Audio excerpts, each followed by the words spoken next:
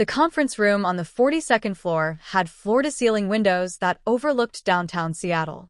On clear days like this, you could see Mount Rainier in the distance, snow-capped and eternal. I'd spent a decade looking at that view, first as a junior analyst fresh out of business school, then as VP of Operations, and for the last 3 years as CEO of Sterling and Associates. My father's company, except it hadn't really been his company for a long time. I stood at the head of the table, clicker in hand, walking the board through our Q4 results. 15 faces watched the screen as I clicked through slides showing record profits, successful client acquisitions, and market expansion that had doubled our revenue in 3 years. As you can see, I said, highlighting the final number, we've exceeded projections by 18%. The Martinez contract alone brought in $12 million, and the Nakamura deal I closed in Tokyo last month adds another $8.5 million to next quarter's forecast. Robert Chen, our longest-serving board member, nodded approvingly. Exceptional work, Marcus. I remember when this company was struggling to break $20 million annually. Now we're looking at $180 million this year. Thanks to the strategic pivots we implemented in 2022, I agreed. Moving into the Asian market, restructuring our service packages, and... Can we talk about something actually important? Every head turned toward the voice. My sister Vanessa sat 3 seats down from my father, scrolling through her phone, not even looking up. She was 26, blonde, perfectly put together in a designer suit that cost more than most people's monthly rent. My father had made her VP of Client Relations 6 months ago, despite her having exactly 0 qualifications for the role beyond sharing his DNA. I'm sorry, I said carefully. Now she looked up, her expression the perfect blend of innocence and irritation that she'd weaponized since childhood. I said, can we talk about something important? Like how you completely undermined me in front of the Dawson Group yesterday. I felt the temperature in the room drop. My father, Thomas Sterling, sat at the opposite end of the table from me, a power play arrangement we'd settled into years ago. He was 62, silver-haired, still handsome in that patrician way that made clients trust him even when they shouldn't. His expression was already hardening. Vanessa, I said, keeping my voice level, we're in the middle of the quarterly review. Perhaps we can discuss this after. No, I think we should discuss it now. She set her phone down with a deliberate click. You told the Dawson Group that our projected ROI for their account was wildly optimistic and that I'd miscalculated the risk factors. Because you had, I said flatly. You told them they'd see a 40% return in the first year. The actual projection, based on market analysis and historical data, was 12 to 15%. I corrected the number before they signed a contract based on false information. You made me look incompetent.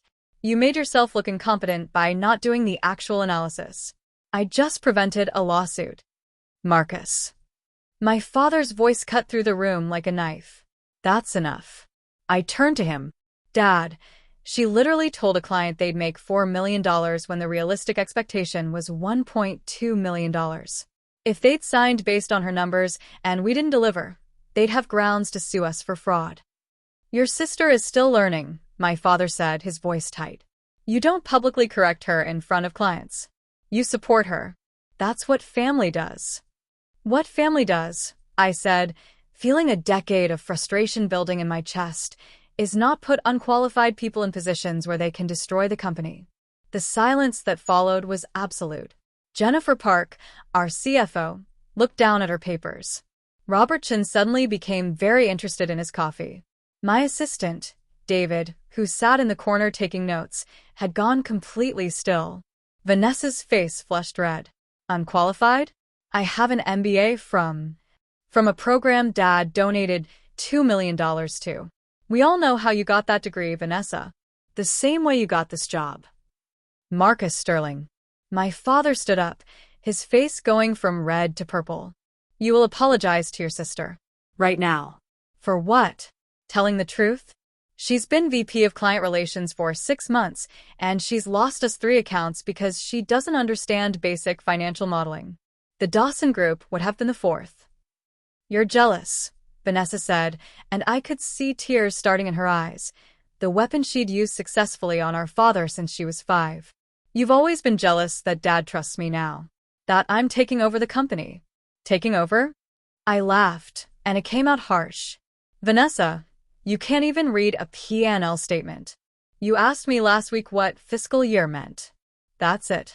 My father walked around the table toward me, and something in his movement made my stomach clench. You will apologize to your sister. Now. Dad, I'm not apologizing for doing my job. My job, which includes making sure we don't commit fraud. The slap came out of nowhere. One moment I was standing at the head of the table. The next my head had whipped to the side, and there was a ringing in my ear. The conference room was dead silent except for someone's sharp intake of breath. Jennifer, maybe, or David. I slowly straightened, touching my cheek. It was hot, already starting to swell. I could feel the imprint of my father's hand. In my peripheral vision, I could see the board members frozen in shock. Robert's mouth was open. Jennifer had her hand over her mouth. David's pen had fallen from his fingers. Vanessa was smiling. A small, satisfied smile that she quickly tried to hide, but I saw it.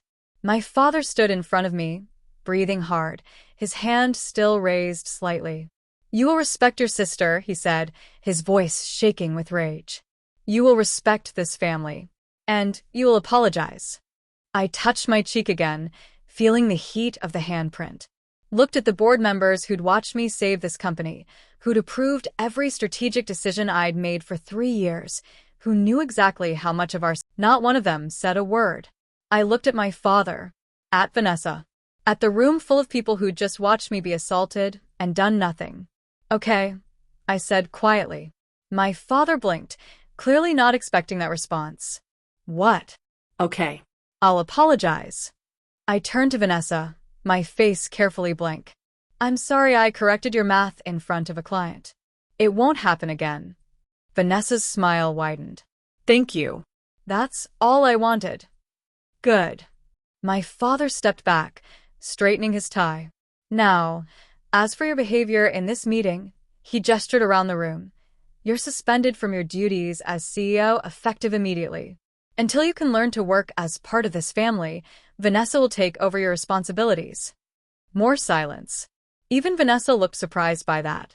You're suspending me, I repeated. Yes.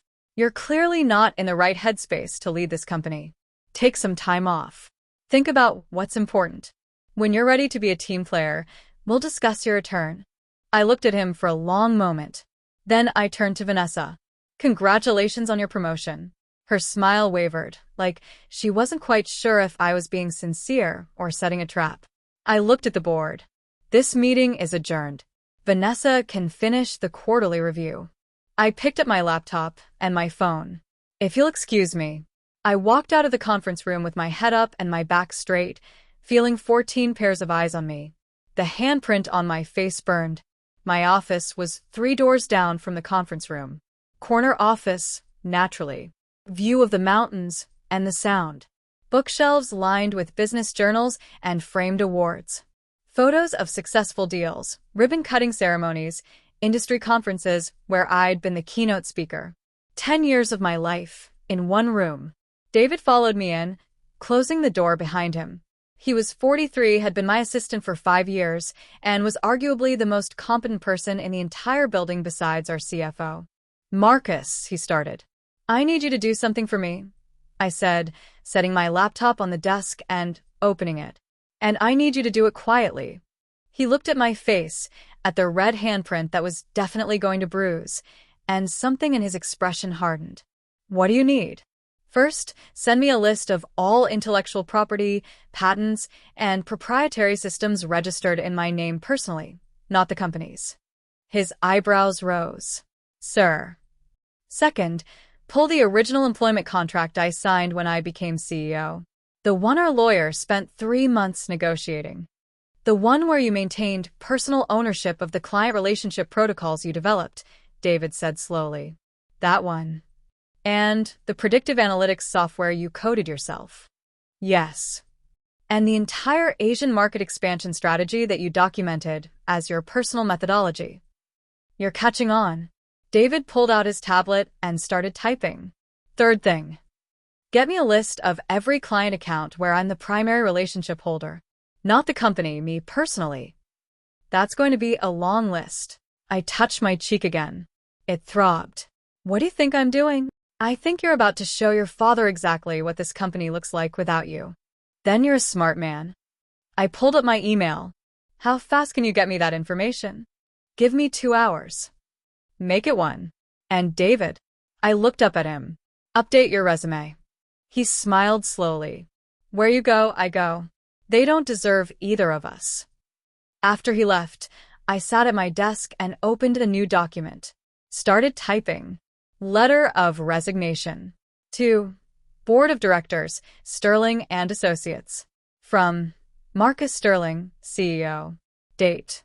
Today's date. Subject. Immediate resignation. My fingers flew across the keyboard. Years of frustration, of watching my incompetent sister get credit for my work, of my father treating me like an employee instead of a son. All of it poured into this letter. But I kept it professional. Clinical. Devastating in its precision. Effective immediately, I resign from my position as CEO and from all positions within Sterling and Associates. As per Section 7, Clause 3 of my employment contract, dated January 15, 2021, all intellectual property, proprietary methodologies, and client relationships developed during my tenure remain my personal property, licensed to Sterling and Associates for the duration of my employment. That license is now terminated. This includes, but is not limited to, Sterling Predictive Analytics Platform, SPAP, the Client Retention Protocol, CRP, the Asian Market Expansion Methodology, AMEM, all personal client relationships developed through my direct efforts, all proprietary software coded under my personal developer credentials. As the creator and sole owner of these properties, I will be taking them with me. Any continued use by Sterling and Associates will constitute intellectual property theft and will be pursued legally. I wish you the best of luck in your future endeavors. Sincerely, Marcus Sterling. I read it over 3 times. Checked the contract language to make sure every word was legally airtight. Then I sat back and looked at the clock. 4:47 p.m. The board meeting had been scheduled until 5:30. They were probably still in there, listening to Vanessa stumble through the rest of the quarterly review. My phone buzzed. A text from my mother. Mom, your father told me what happened. Sweetheart, can't you just apologize? Keep the peace? I stared at the message. My mother, who'd been in the house when I was 14, and my father had screamed at me for getting an A instead of an A, who'd watched him compare me unfavorably to Vanessa my entire life, who'd never once stood up for me. I did apologize. He suspended me anyway. Mom, he's just upset. You know how he gets. Maybe if you apologize to Vanessa again, more sincerely this time? No. Mom, Marcus, please. For the family. I turned off my phone. David knocked and entered without waiting for a response, tablet in hand. Got everything you need. For the next hour, we went through it all. Every client account where I was the named relationship manager, 41 of our top 50 clients. Every piece of software I'd personally coded. Every methodology I'd developed, and all of it legally, provably mine. Jesus, David breathed as we reached the end of the list. Marcus, if you take all of this, they'll have almost nothing left, I finished. I know. Your father's going to lose his mind. He hit me in front of the board of directors. I'd say he's already lost it. David was quiet for a moment. When are you sending the resignation?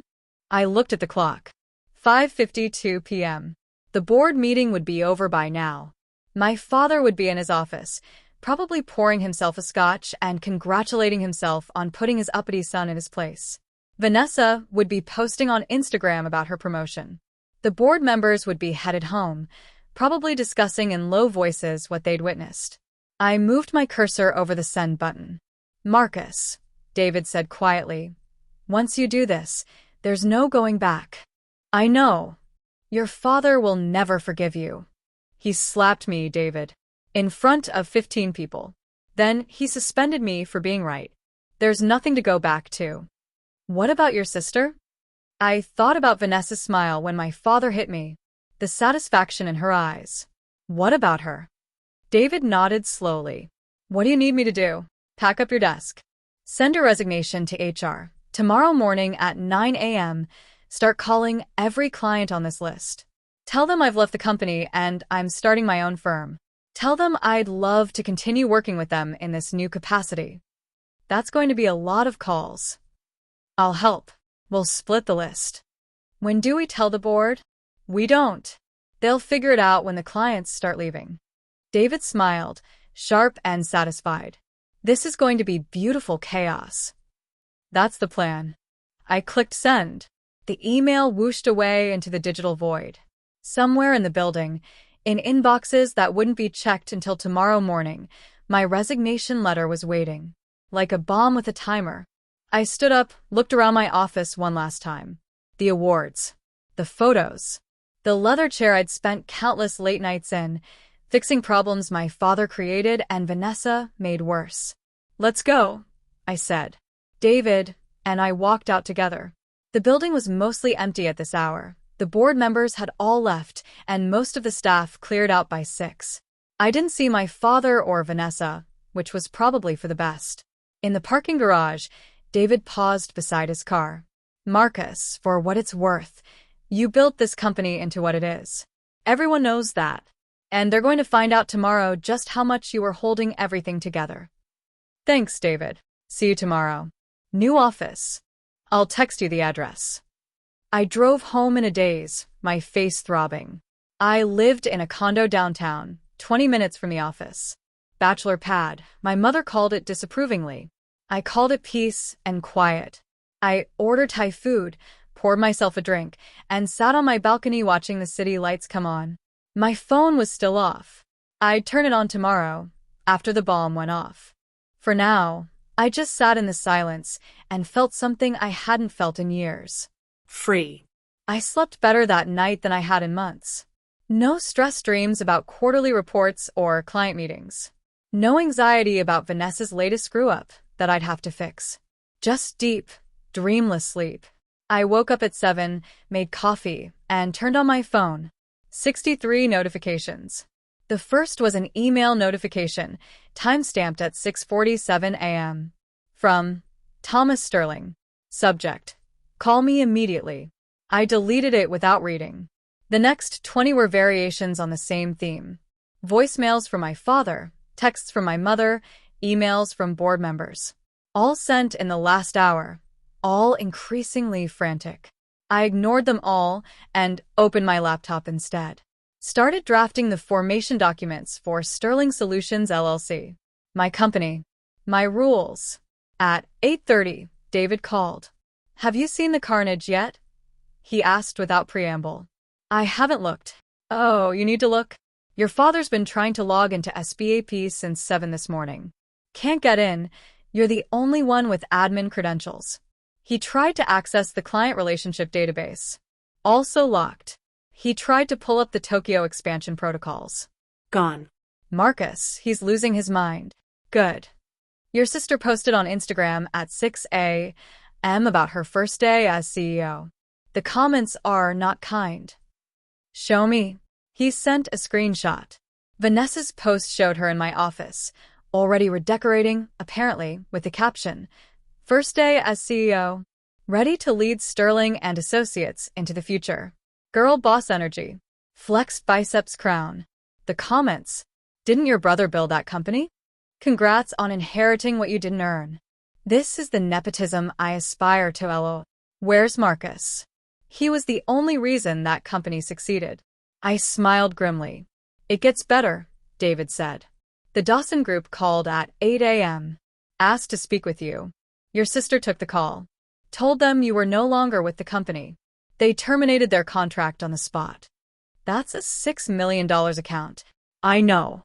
Your father nearly had a stroke when he found out. Excellent. Ready to make our calls. Already started.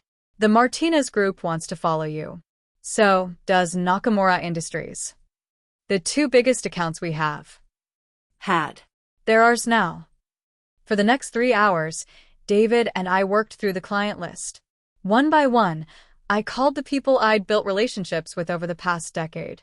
Explained that I'd left Sterling and Associates. Explained that I was starting my own firm with a focus on personalized service and innovative strategies.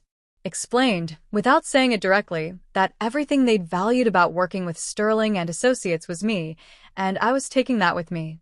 By noon, we'd secured 32 of our 41 target clients. By 2 p.m., it was 38. By 4 p.m., all 41 had agreed to move their business to my new firm.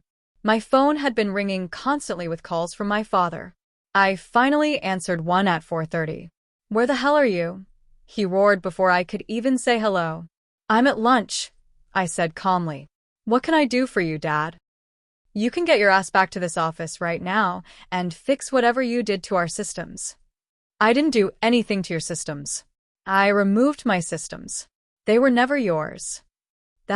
You can't, Marcus. You're destroying this company." "No, Dad.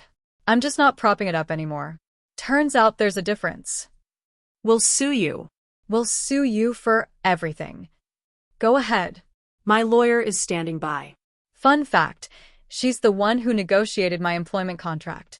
She made very sure that everything I created belonged to me. So, unless you want to spend the next 5 years in litigation you'll lose, I suggest you don't. This is about the slap, isn't it? You're throwing a tantrum because I disciplined you. You hit me in front of the board of directors for being right. Then you suspended me. This isn't a tantrum, Dad. This is a consequence. Marcus, please. His voice changed, became pleading. You're my son. We can work this out. Come back. I'll make you CEO again. Full control. Just please come back and bring the clients back. No. What do you mean, no? I mean, no. I'm not coming back. The clients aren't coming back. Sterling and Associates is your company, and you wanted Vanessa to run it. So let her run it. I'm done. Marcus, you're going to regret this. You're making a huge mistake. The only mistake I made was staying as long as I did. Goodbye, Dad. I hung up. My hands were shaking, but not with fear. With adrenaline. With righteousness. With the absolute certainty that I was doing the right thing. David walked over, grinning. You're officially viral. What? He showed me his phone. Someone had leaked the story to a business blog. CEO walks out after being slapped by father, takes million-dollar clients with him. The story was everywhere. LinkedIn, Twitter, Reddit. Even some mainstream news sites had picked it up. And the court of public opinion was decidedly on my side. Holy shit, I breathed. It gets better. Someone on the board, my money's on Robert Chin, leaked the security footage. What security footage? David pulled up a video. Conference room footage, timestamp from yesterday. Crystal clear video of my father walking around the table and slapping me. Of the board's shocked faces. Of Vanessa's smile. The video had 2 million views. Oh my God. Marcus, you're a hero. Everyone's talking about how you stood up to a toxic family business. There are think pieces about nepotism and abuse in family companies. Someone started a hashtag. Hashtag I stand with Marcus. I scrolled through the comments on the video. That father should be arrested for assault. Imagine hitting your son for being right. The sister's smile says everything about this family dynamic. This is the most spectacular I quit I've ever seen. That CEO built that company, and they slapped him for it. They deserve to fail.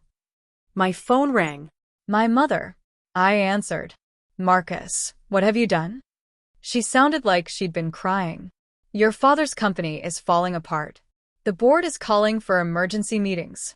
We've lost all our major clients. The stock is dropping. I didn't do anything to Dad's company, Mom. I just stopped doing everything for Dad's company. There's a difference. But that video, Marcus, everyone's seen it now. Your father's humiliated. Vanessa's getting death threats on social media. Maybe she shouldn't have smiled when he hit me. She didn't mean. She was just surprised. Mom, I watched the video. She smiled. She was happy he hit me. Silence. Then, quietly. What do you want us to do? Nothing. There's nothing you can do. You made your choices. Dad chose to hit me. He chose to suspend me. He chose to put Vanessa in charge despite her incompetence. These are the consequences of those choices. So, you're just going to let the company fail? Let your father lose everything. He didn't build that company, Mom. I did. He founded it 30 years ago, sure. But everything it became? That was me. The systems, the clients, the expansion into Asia, the record profits. Me. And he hit me for having the audacity to be right. He's your father. And I was his son. He should have remembered that before he assaulted me in front of my colleagues. Marcus, please. I have to go, Mom. I have a company to build. I hung up before she could respond. The next week was chaos. Sterling and Associates stock dropped 60% in 3 days. The board called an emergency meeting. My father tried to take back control, but the damage was done. Without the clients, without the systems, without me, the company was just an empty shell. Vanessa lasted 4 days as CEO before having a breakdown in the office. According to David, who still had friends there, she tried to run a board meeting and couldn't answer basic questions about the company's operations.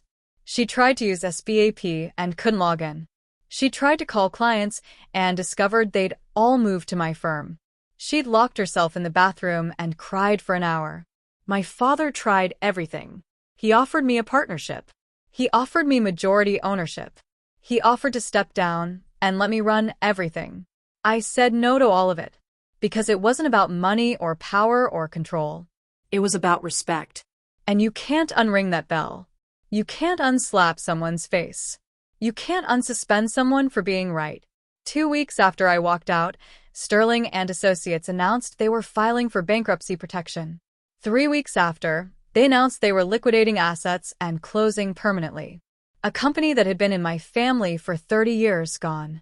Because my father valued his pride more than he valued his son. I was meeting with a new client, a tech startup looking to expand into international markets, when David stuck his head in. Sorry to interrupt, but your sister's here. I looked up. Vanessa? She's in the waiting room. Says she needs to talk to you.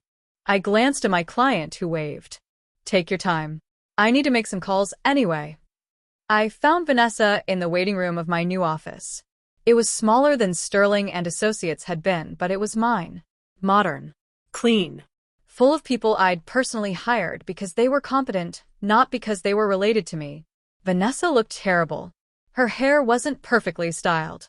Her clothes, while still expensive, looked— Marcus, she said when she saw me. Vanessa. Can we talk? In private. I led her to my office. Sat behind my desk. Waited. She twisted her hands in her lap. I need a job. I raised my eyebrows. Excuse me? Dad's company is gone. I need a job. I thought, maybe you'd hire me. I stared at her. You want me to hire you? I know it's asking a lot. You smiled when Dad hit me. She went pale. I wasn't. I saw the video, Vanessa.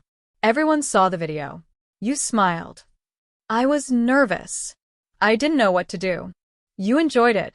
You enjoyed watching him put me in my place because you thought it meant you'd won. Tears started down her face. I'm sorry. I'm so sorry. I didn't understand. I didn't know how much you did for the company. I tried to do your job, and I couldn't. I couldn't do any of it. I thought it would be easy, but it wasn't, and everything fell apart, and now you need me to save you. She nodded, crying openly now. I leaned back in my chair, thought about my father's lap, about years of being compared unfavorably to her, about watching her get promoted over and over while I did all the actual work. No, I said. Marcus, please. You wanted to run the company. You got your chance. It's not my problem that you couldn't do it.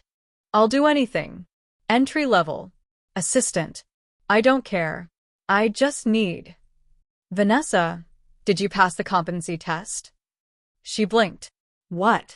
Every employee at this company takes a competency test. Basic business knowledge, financial literacy, analytical skills. Did you take it? I didn't know I had to. You applied for a job here. HR sent you the test. Did you complete it? Her face flushed. It was really hard. So that's a no. Marcus, I'm your sister. And that didn't stop you from smiling when Dad hit me. Didn't stop you from taking my job when he suspended me. Didn't stop you from trying to take credit for my work for years. I stood up. I'm sorry, Vanessa, but we only hire qualified candidates. And you didn't even complete the screening test. You're really not going to help me? You didn't need my help when you were taking over my company. You don't get to need my help now that you've destroyed it. She stood up, her face twisting with anger. You're a bastard. You know that? You destroyed Dad's company out of spite. You ruined our family. And for what? Your pride? No, I said calmly. I removed my labor from a system that didn't value it. Dad destroyed his own company by hitting me. He ruined our family by choosing your ego over the truth. I just stopped fixing the consequences of other people's bad decisions. I hope you're happy, she spat. I hope it was worth it. It was. Thanks for asking. She stormed out. I watched her go through the glass wall of my office, saw her slam through the front doors. David appeared in my doorway. Well, that was dramatic. She wanted a job. Did she pass the competency test? Didn't even finish it. Shame.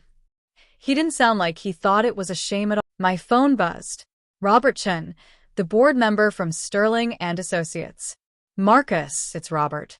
I wanted to reach out personally. First, to apologize for not speaking up during that board meeting. What your father did was unconscionable, and I should have said something. Thank you, Robert. Second, I wanted to let you know that several of us from the old board are interested in investing in your new company. We saw what you built once. We'd like to be part of what you build next. I smiled. Send me a prospectus. Let's talk. 6 months later, my company had 50 employees, 75 major clients, and a valuation of $100 million. We've been featured in Forbes, Business Insider, and the Wall Street Journal. My story, the slap heard round the business world, had become a case study in business schools about toxic family dynamics and knowing your worth. I was giving a keynote speech at a tech conference when I saw them. My father and Vanessa, sitting in the back row. They weren't speakers. They weren't VIPs. They were regular attendees, having paid for tickets like everyone else. I didn't acknowledge them during my speech. Talked about building value, knowing your worth, and having the courage to walk away from situations where you're undervalued. Sometimes, I said, looking out at the audience of 500 people, the best thing that can happen to you is being forced to leave a place where you were taken for granted. That slap. I paused, and scattered laughter rippled through the crowd. Everyone knew the story. Was the wake-up call I needed. It showed me exactly how much I was valued, which was not at all. And it freed me to build something better. The applause was thunderous. After the speech, I was backstage when security approached. Mr. Sterling? Your father is asking to see you. He's at the VIP entrance. Tell him I'm not taking meetings at this time. He says it's urgent. Family emergency. It's not an emergency. It's just the consequences of his actions catching up to him. I'm not available. The security guard nodded and left. Through the backstage window, I could see my father and Vanessa in the lobby. He looked old, diminished. The confident CEO persona had crumbled, leaving just an old man who destroyed his own legacy. Vanessa looked lost, young, scared. I felt nothing. No satisfaction. No guilt. Just a calm, clear certainty that I'd made the right choice. David appeared at my elbow. The venture capital firm from San Francisco wants to meet. And we got 3 interview requests from major business publications. Schedule them all. Let's keep building. Not going to talk to your father? I looked at the old man in the lobby, trying desperately to get security to let him backstage. There's nothing left to say. He made his choice when he hit me. I made mine when I left. We both have to live with it. Any regrets? I thought about the slap, about 10 years of being undervalued, about building a company only to watch credit go to someone else. Then I thought about the 50 people who now had jobs because of me, the clients who trusted me enough to follow me, the company I'd built on my own terms, where competence mattered more than last names. No, I said. No regrets at all.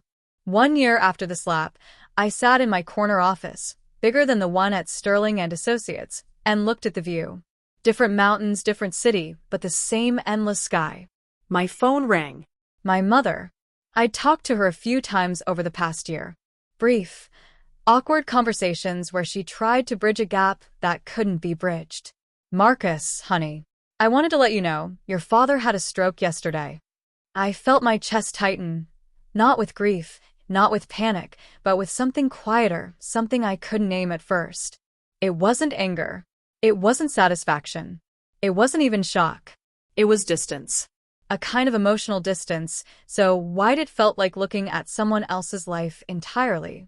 My mother's voice trembled on the phone. He's in the hospital. The doctors say he'll need extensive rehabilitation. He may not regain full mobility. He keeps asking for you. I closed my office blind slowly, shutting out the city skyline, as if that would help me think. Why is he asking for me? I said, my voice steady. Because he knows he was wrong. He knows he pushed you too far. Marcus, he wants to see you. Please. I sank into my chair, staring at the floor. A year ago, those words would have cracked something inside me. A year ago, I would have dropped everything to run to his side. But a year ago, I was still trying to earn love that was never going to be given freely. Now, I had nothing left to prove. Where is he? I finally asked. St. Augustine Medical Center. I'll think about it, Marcus. I'll think about it, I repeated and hung up gently. Not angrily, not coldly, just decisively.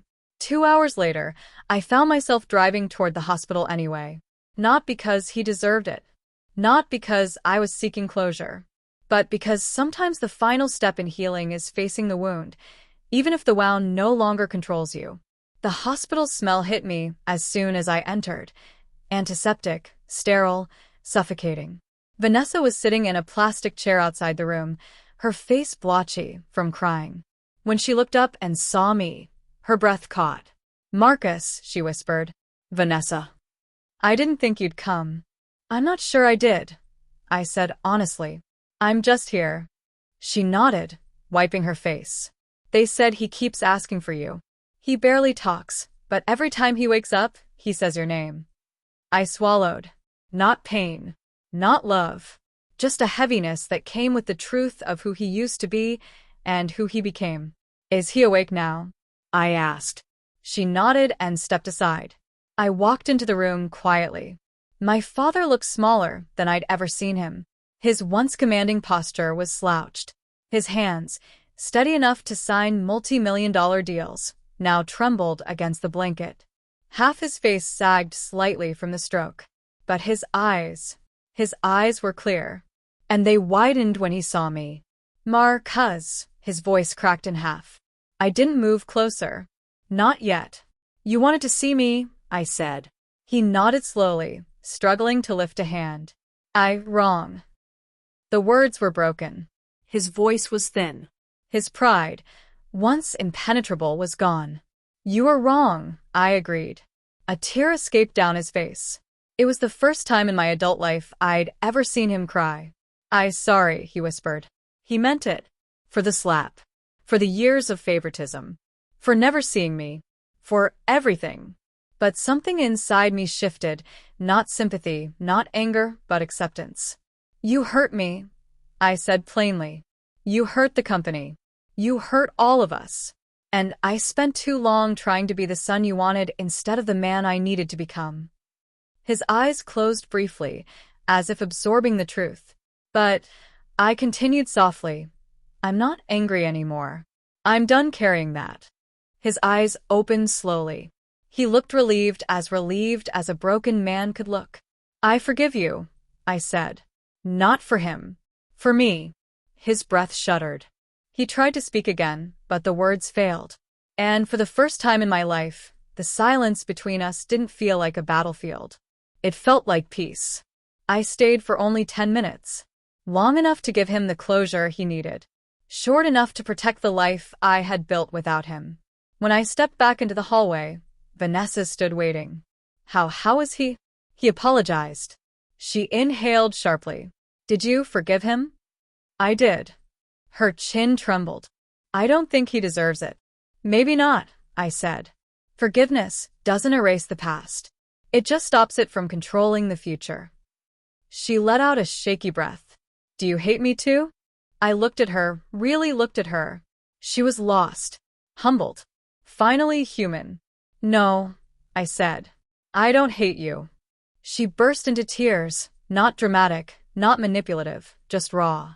I put a hand on her shoulder. You and Dad have things to fix, I said softly.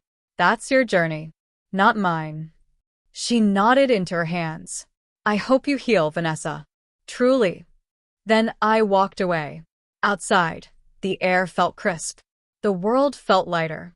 And for the first time in my life, I felt completely, entirely, undeniably free. I got into my car, started the engine, and looked at my reflection in the rearview mirror. No bruises, no fear, no doubt. Just a man who had finally stepped out of the shadow of a broken family and into the life he built with his own hands. And he wasn't looking back. I didn't drive home right away.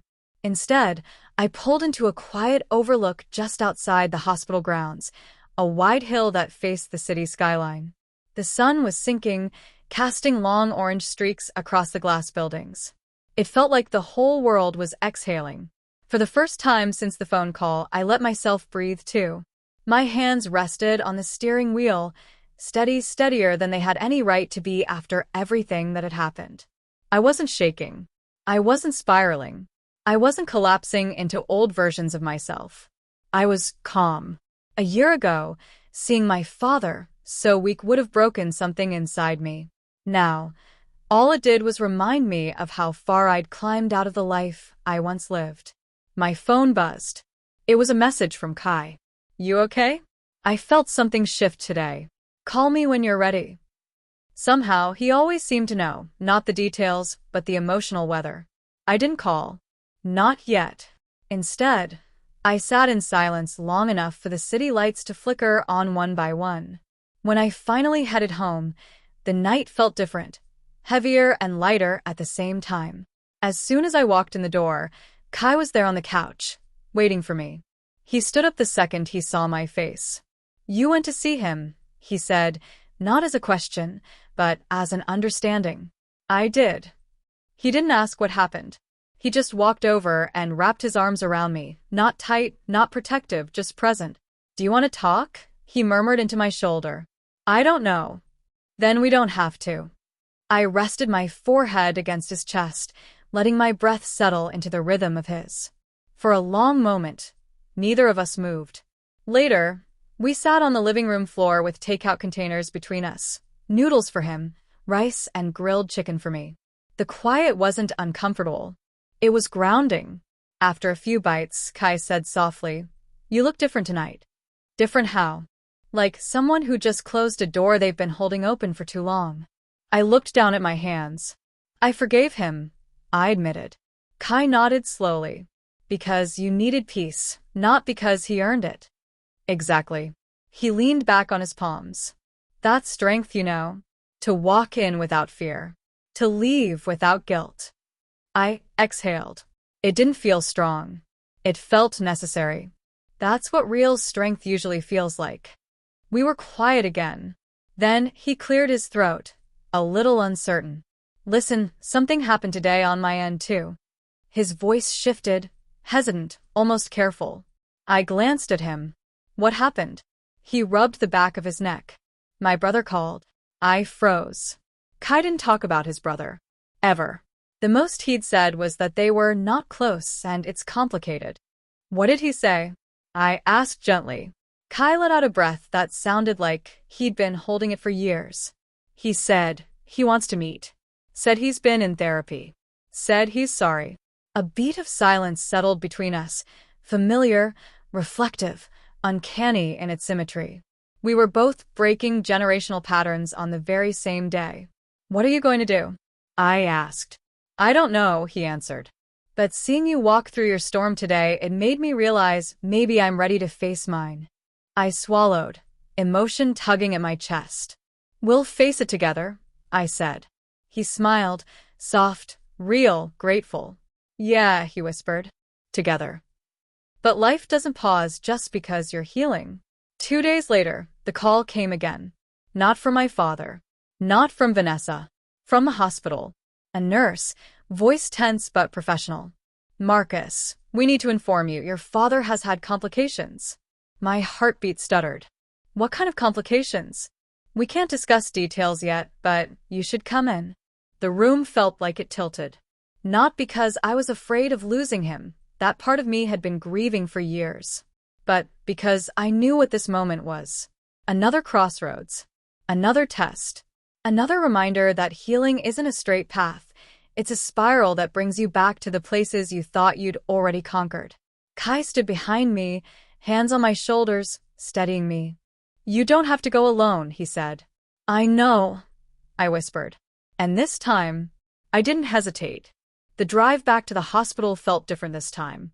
Last time, I walked in as a man closing a chapter. This time, I walked in as someone who knew that no matter how far you heal, life will always circle back to test the strength of what you've built inside. Kai parked the car and didn't move right away. He reached over, taking my hand with a firmness that I didn't realize I needed until that moment. We go in together, he said. And something inside me steadied. The hospital corridors were colder this time. Brighter. Sharper. When we reached the nurse's station, the woman behind the desk looked at me with a mixture of recognition and hesitation. Are you Marcus? She asked softly. Yes. Your father, he's stable now, but her voice tightened. You should prepare yourself. He's conscious, but disoriented. Disoriented how? I asked. She lowered her voice. Stroke patients sometimes lose track of time. Or people. Or relationships. I swallowed. Hard. Before I could answer, Vanessa stepped into view from around the corner. Her face was pale, eyes red, but she wasn't crying anymore. She looked exhausted, years exhausted. Marcus, she breathed, walking toward us. He's asking for you again. But it's different this time. Her hands shook. How different? I asked carefully. He doesn't recognize me. Her voice cracked in the middle of the sentence. For the first time since all of this started, I saw genuine fear in her eyes. Fear that had nothing to do with losing control or losing money, but losing someone she still depended on emotionally, even after everything. He keeps asking for you, she whispered. Only you. I glanced at Kai, who gave a subtle nod, go. So I walked in. My father lay in the hospital bed, weaker than before. Fragile in a way I had never imagined him. But when his eyes opened and landed on me, they softened instantly. Cuz, he whispered, reaching out a trembling hand. I stepped closer, not because he pulled me, but because I chose to. I'm here, I said. He blinked slowly, studying my face, as if it were the only familiar thing in the room. I remember you, he said, voice slurred but intentional. You, my boy. The words hit me like a slow-moving wave, not painful, not comforting, just heavy. He didn't recognize Vanessa. He didn't recognize the staff. But he recognized me. Not as the disappointment. Not as the spare son. Not as the shadow. Just his son. Dad, I said quietly. Do you know where you are? He looked around the room with confusion, then back at me. Safe, he whispered. Because you're here. My throat tightened, not with emotion for him, but with the strange reality of it all. The man who once ignored me, feared me, belittled me, now clung to me like I was the only anchor he had left in a world slipping away from him. Marcus, his fingers curled around mine weakly. Don't leave. I didn't answer right away, because that old part of me, the part he trained to serve, to prove, to earn, wanted to say I'm here. I'm not going anywhere. But the new part of me, the healed part, the grown part, knew that wasn't my role anymore. I'll stay for a little while, I said gently. And he closed his eyes, relief washing through him. Outside the room, Vanessa was waiting, pacing, wringing her hands. How was he? Did he remember anything? He remembers me, I said. She inhaled sharply. What about me? I shook my head slowly. She sank into the nearest chair, covering her mouth with both hands. That can't be real, she whispered. He can't forget me. Kai stepped closer, careful and steady. Memory loss after a stroke isn't personal, he said. The brain keeps what it thinks it needs most. And I knew instantly. That wasn't comfort. It was truth. Vanessa froze. He remembered you, she said slowly, because you were the last thing he focused on before. The stroke. I didn't deny it. She stood abruptly, her breathing uneven. This isn't fair, she snapped. I was the one by his side every day. I held everything together. Vanessa, I interrupted softly. This isn't about fairness. Or roles. Or history. It's just what happened. Her expression fractured. Not angry, not manipulative, just lost. What am I supposed to do? She whispered. Start where he is, I said. Not where you wish he'd stayed. Kai and I walked toward the elevator slowly. That was a lot, he murmured. Yeah, I exhaled. How are you feeling? I stared straight ahead, letting the question sit. I don't know, I admitted. But for the first time with my father, I didn't feel like a child. I felt like an adult choosing how to show up. Kai's lips lifted at the corner. That's growth, he said. Painful, messy, real growth. As the elevator doors slid closed, I felt something in my chest shift, not closure, not finality, but the next step. And I knew this wasn't over. Not with my father. Not with Vanessa. Not with the version of myself I was still becoming. This chapter was only beginning. The elevator doors opened into the dimly lit parking structure, but neither of us moved. Kai stood beside me, hands in his pockets, waiting for me to breathe through everything I had just walked out of. I'm not done there, I finally said. I thought I would be, but I'm not. Kai nodded. You don't have to decide anything tonight. We stepped out of the elevator, and the cold night air hit me like a quiet reminder that the world outside hospitals still existed. People walked by, laughed, lived their lives without knowing that mine had just taken a turn I wasn't ready for. As we reached the car, my phone buzzed. Vanessa. Of course. I hesitated, then answered. Marcus, she said breathlessly. Can you come back inside? Please. I froze. What happened? It's not him. Her voice cracked. It's the doctor. He wants to speak with you specifically. My stomach tightened. Why me? I don't know, she whispered. But his tone, it wasn't good. Kai overheard enough to know something was wrong. We're going back, he said, already turning toward the entrance. When we reached the doctor's office, Vanessa was sitting outside, arms wrapped around herself, eyes swollen. She looked up at me, and for once, all the bitterness was gone. He won't talk to me without you, she said. I tried. The doctor stepped out then, a tall man with silver hair and tired eyes. Marcus, he said gently, can we talk privately? I didn't move. My stepmother stays. He hesitated, then nodded. All right. Both of you. Kai stayed in the hallway, giving me a reassuring squeeze on the shoulder as I passed. Inside the small consultation room, the doctor closed the door softly behind us. I'm going to be direct, he said, folding his hands. Your father's stroke was not minor. The part of the brain affected controls both memory and emotional regulation. Vanessa inhaled sharply. We've noticed something unusual, the doctor continued.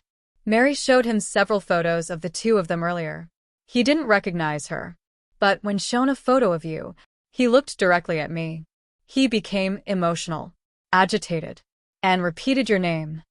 A strange heat moved through my chest. Not pride, not comfort, something else. Something heavier. Why? I asked. The doctor sighed. We don't fully know yet.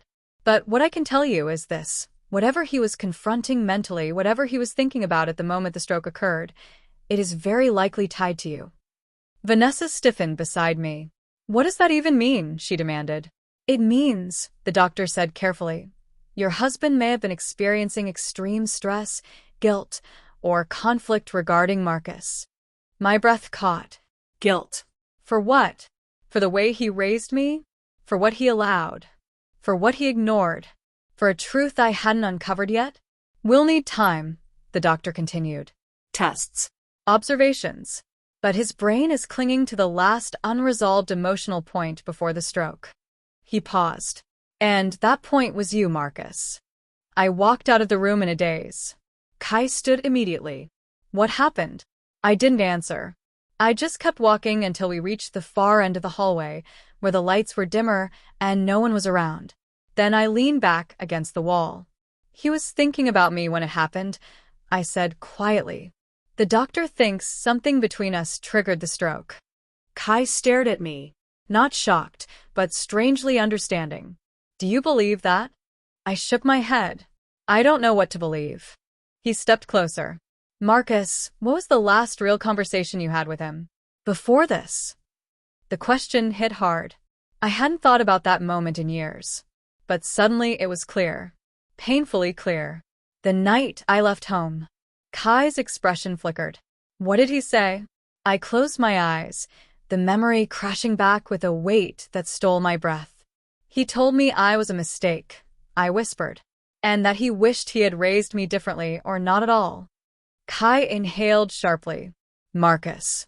That was the last real conversation, I said softly. The last time we were honest with each other. I opened my eyes, staring at the polished hospital floor. And now his brain is stuck there. The hallway was silent for a long moment. Then Kai reached up and touched my face gently, grounding me. This isn't your fault, he said firmly. Whatever he carried long before you were born. But something inside me felt hollow, as if an old wound had reopened just from being named again. Something else is going on, I murmured. I can feel it. Kai nodded slowly. Then we'll uncover it. Piece by piece. Before we could say another word, Vanessa approached from down the hall, breathless, eyes wide with something that looked like fear. Marcus, she said urgently, the nurse just told me, your father is asking for you again. Her voice wavered, and he said something new. I straightened. What? She swallowed. He said he remembers. Something he should have told you years ago. My chest tightened. Vanessa glanced toward the room, then back at me. And, Marcus, he said the truth wasn't what you think it is. Vanessa's words hung in the air like smoke. He remembers. Something he should have told you years ago. The truth isn't what you think it is. My heart didn't race. It slowed, the way it does right before something breaks. Kai placed a steady hand on my back. You ready? I wasn't. But I nodded anyway. We walked toward my father's room. The hallway felt longer this time, as if the hospital itself knew something deeper was coming. When we got to the door, a nurse stepped out. He's calmer now, she said softly, but confused. Approach gently. I pushed the door open. My father was awake, barely, his eyelids fluttering. But when he saw me, his gaze sharpened with sudden awareness. Marcus, he breathed. I stepped closer. I'm here. He reached up with a trembling hand, and for the first time in my life, I let him touch my face. His fingertips brushed my cheek, as if he were memorizing it. I didn't want this, he whispered, voice cracking. But I deserve it. I swallowed hard. Dad, what do you remember? His eyes filled, not with tears, but with something worse. Regret. Heavy, ancient regret. It wasn't you, he said. It was never you. I leaned in. What wasn't me? He closed his eyes, gathering the strength to speak again. The reason I was hard on you. The reason I couldn't look at you sometimes. The reason I kept you at a distance. My stomach tightened. Dad, what are you trying to say? He opened his eyes again, watery, unfocused, but painfully honest. You remind me of someone, he whispered. Someone I should have let go of a long time ago. I frowned. Who? He exhaled shakily, the kind of exhale that carried years of unspoken truth. My brother. Vanessa froze in the doorway. Kai's brows furrowed. I blinked, stunned. Your brother? Dad, you told me you were an only child. He looked away. I lied. A cold ripple moved down my spine. Why? I asked quietly. He looked back at me, and there was something raw in his expression, something stripped of all the pride and distance he used to hide behind. Because remembering him hurt too much, he whispered. And because looking at you was like seeing him all over again. My heartbeat felt heavy, uneven. What happened to him? I asked. My father's lips trembled. He died, he said, when we were young, and I blame myself for everything. A long silence filled the room, not empty, but dense. And you saw him in me, I murmured. He nodded weakly. As you grew older, you looked like him, spoke like him, moved like him. He swallowed, and I couldn't separate the two of you. My breath caught in my throat. All those cold years, all that distance, the harshness, the silence, the resentment I carried for so long, all of it cracked open under the weight of his confession. It wasn't that I didn't love you, he whispered. It was that I didn't know how to love you without breaking again. My eyes burned. Dad, I whispered. I'm sorry, he breathed. I punished you for a ghost.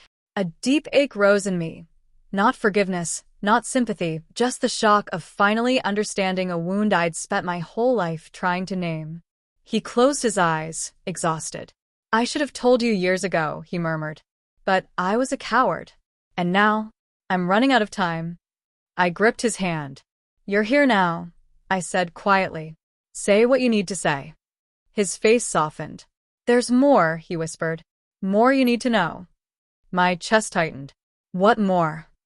He opened his eyes one last time that night, and in them, I saw a truth he had buried so deep it had twisted him into someone else entirely.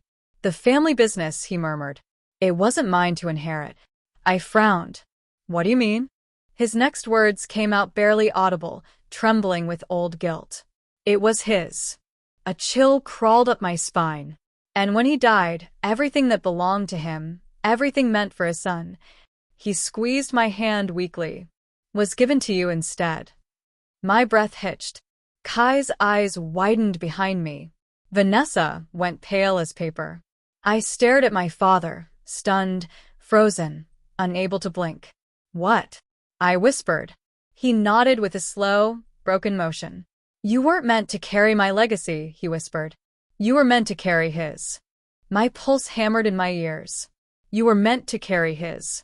The words echoed through my chest like someone had cracked open a locked room in my memory, only I didn't even know that room existed. My uncle, I whispered. I don't even know his name. My father swallowed, the movement slow and painful. Caleb, he breathed. His name was Caleb. The moment the name left his lips, something strange rippled through the room, as if even the air recognized it. Vanessa stepped closer, her expression tightening with something like shock. Kai watched me carefully, like he knew this truth would hit deeper than anything before. I steadied myself. What happened to him? My father looked past me, past the ceiling, past the room, somewhere far, far away. He drowned, he whispered. In the river behind our childhood home. I was supposed to be watching him, but I wasn't. I got distracted. I ran inside to grab something, and when I came back, he closed his eyes, pain twisting his face. He was gone. The silence that followed was suffocating. And after that day, he continued, voice trembling, my parents changed. They weren't angry. They were empty, hollow.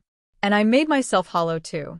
I thought if I didn't feel anything, I couldn't break any further. My chest tightened. And then I was born. I murmured. Yes, he said.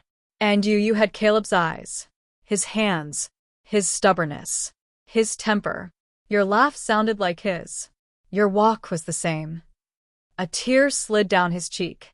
And I couldn't look at you without seeing the brother I lost because of me. I didn't speak. I didn't breathe. I didn't move. Because beneath all that pain, beneath the years of cold distance, harsh words, and unreachable affection, I felt something I never expected. Empathy. I didn't know, I whispered. I never told you, he said hoarsely. And that was my greatest failure. He looked at me then, fully, clearly, without the fog of grief shielding his gaze. I didn't hate you, Marcus, he said. I hated myself. A sharp breath left me, almost a sob. He squeezed my hand weakly. But there's more, he whispered. Something I should have told you long ago. My muscles tensed. The business, he said. The position. The estate. All of it. Kai stepped closer, sensing the weight of what was coming. Was meant for Caleb's son. My heart dropped. But he didn't have a son, I said. He died young, right? My father shook his head once. Slow. No, he breathed. He didn't. The ground beneath me seemed to tilt. Vanessa's eyes widened. Kai's jaw clenched, as if bracing. I took a step back. My voice barely worked. Dad, are you saying? He nodded, tears slipping down his temples. Caleb had a child, he whispered. A son, born just a month before he died. My heart pounded against my ribs. A son? I repeated. Where is he? What happened to him? My father's next words shattered the room. He was raised away from us, kept hidden by Caleb's partner, out of fear, out of grief, out of anger. A sickening chill rolled up my spine. And when the business grew, he continued, my parents decided it was better if no one knew. Better if the world believed the child didn't exist. He looked at me, guilt pouring off him in waves. You weren't supposed to take Caleb's place, he said softly. You weren't supposed to be heir. I stared at him, heart pounding in my throat. Dad, I whispered, why are you telling me this now? His eyes softened, the way a dying man looks when he finally runs out of lies. Because, he breathed, he's come back. My blood turned to ice. Who? I whispered. Caleb's son. His voice cracked. He's looking for you. My breath stopped. Dad. Caleb's son is alive. He nodded. And he's looking for me? Another nod. My legs felt weak, and Kai gently steadied me by gripping my elbow. Vanessa stepped closer too, her eyes wide and alert, as if ready to shield me from whatever storm was coming next. I swallowed hard. Why now? My father's voice was barely a whisper. Because he found out the truth. He found out what was taken from him. And he wants his inheritance and his father's legacy. He paused, locking eyes with me. Back. A cold weight settled deep in my chest. I didn't know this man. I didn't even know he existed. But he had every right to be angry. Where is he now? I asked quietly. My father hesitated, which scared me more than anything. He's here, he said. In the city. My pulse skipped. Here? Where? A slow, deliberate voice answered behind me. Right here. I turned. A man stood in the doorway, tall, composed, eyes sharp like a blade. He looked older than me by maybe a year or two. His presence filled the room instantly, like a shadow I didn't see coming. Our eyes met, and for a terrifying moment it felt like looking into a mirror. Same jawline, same build, same intensity in the eyes. He stepped forward. My name is Adrian Voss, he said. Caleb was my father. My mouth went dry. And I'm your cousin. The word hit me hard. Cousin. Blood. Family I never knew. Kai moved protectively beside me, but Adrian raised a hand. I'm not here to fight, he said calmly. I'm here because I want the truth, and I want my birthright. I clenched my fists. That wasn't mine to take. I didn't steal anything. Adrian's eyes softened, unexpectedly. I know, he said. You were just a kid. You didn't ask for any of this. He looked at my father, and for the first time, I saw a flash of pain cross Adrian's face. But he knew, Adrian said. And so did your grandparents. My father's eyes filled with remorse. You deserved everything that was kept from you, he whispered. We all failed you. Adrian exhaled slowly, turning back to me. I'm not here to burn your life down, he said quietly. I'm here to reconnect with a family I never got, even if it's just one person.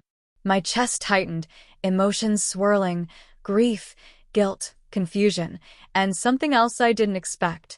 Relief. For the first time ever, someone from my father's family didn't look at me with judgment expectation, or disappointment. Just truth. What do you want from me? I asked. Adrian hesitated, then said, A chance.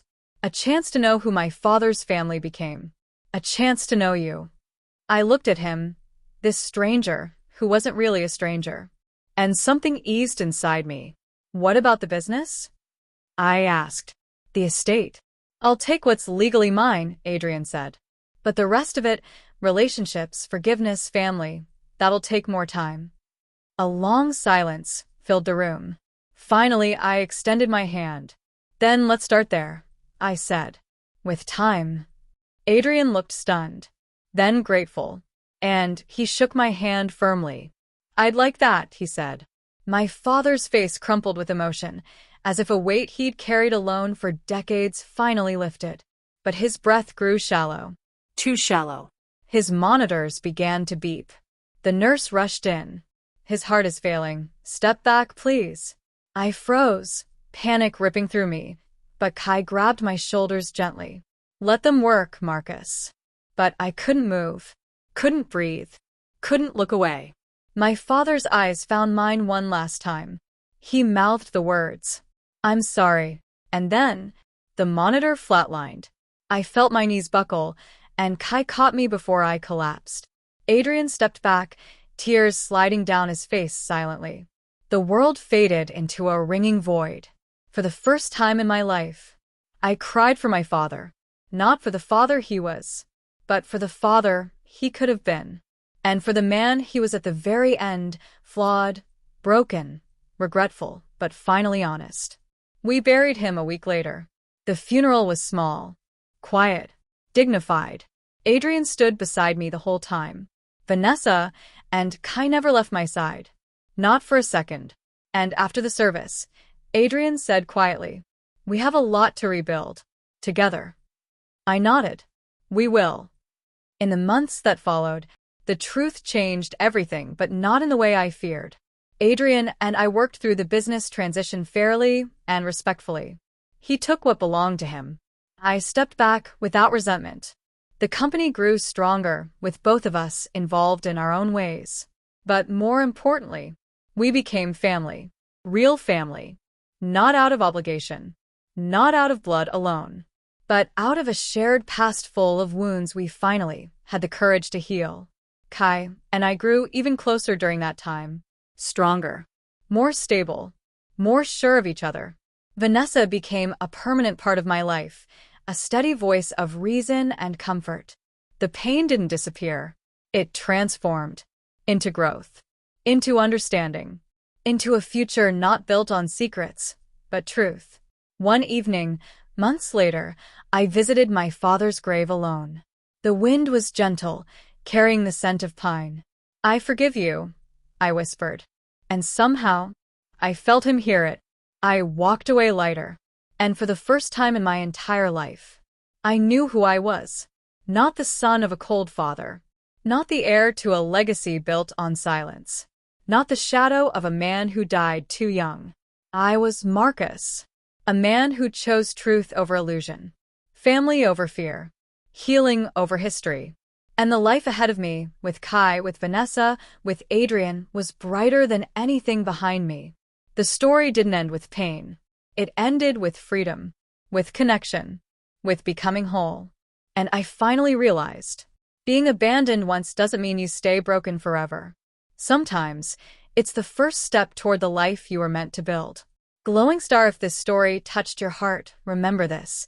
You are not what you were abandoned into. You are not the mistakes of the people who were supposed to love you. Like Marcus, you can rise. You can rebuild. You can choose the family you deserve. And if no one has told you this today, you matter. Your story matters. Your healing matters. And your future is still yours to write. Yellowheart, thank you for watching. If this story moved you, don't leave without thumbs up, liking. It helps more people find this story. Speech balloon commenting. Share your thoughts or your own journey. Bell subscribing so you never miss another true life story. Your support keeps stories like this alive. And trust me, you won't want to miss what comes next. Stay strong. Stay brave. Stay you. Glowing star, see you in the next story. Glowing star.